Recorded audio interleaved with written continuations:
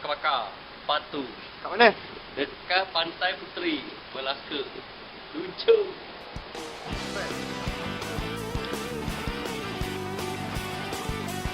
Puan.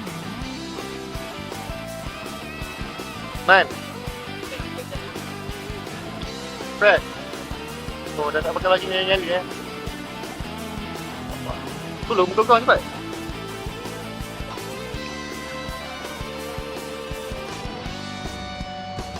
Okay, ya. Tak apa-apa.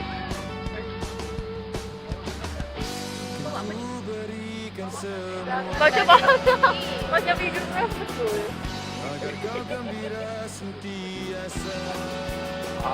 Tu dia. Oh, borai, borai. Buka dia macam mana? Masuk kan? Ada model. Katakan saja ku terima. Orang nak Pergi meninggalkan ku sendiri. Tak. Dia tak ada suara ke? Dudukan dulu kita lalui bersama. Bahagia bagaikan malam ditemani bintang terang.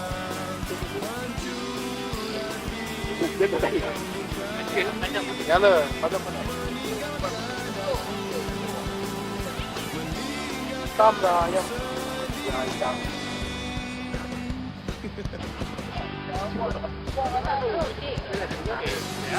Dah lah panas ni. Kemal, you punya slip I tertinggal lagi. Esoklah I bagi dekat Daus. Boleh. Yes.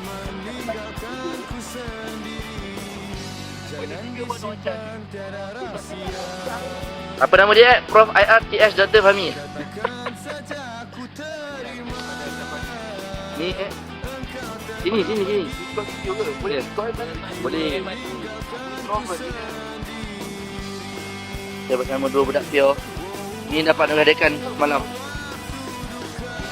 Ini anugerah main bola. Ni tak kan. Jojo. Ada lighting tak ada sini. Kena manual. Sini, kamera sini. Oh. Tim. Kamera sini. Okey. Cepat. Tak ada jus.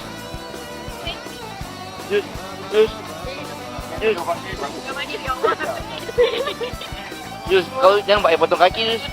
Cari dulu sikit. Dia buat air palapet gila. Supaya pun. Okey. Ini, minuman ini boleh survive dalam hutan 3 hari.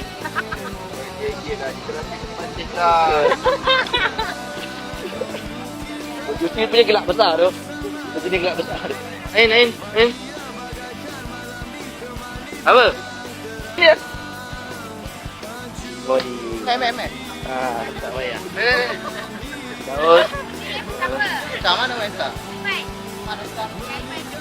Mereka panggil. Tu pun Daus. Adik. Profesor Thomas. Sama tu? Kita panggil.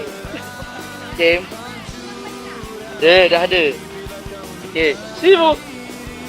Walaupun dia Cina, tapi yang ni sibuk.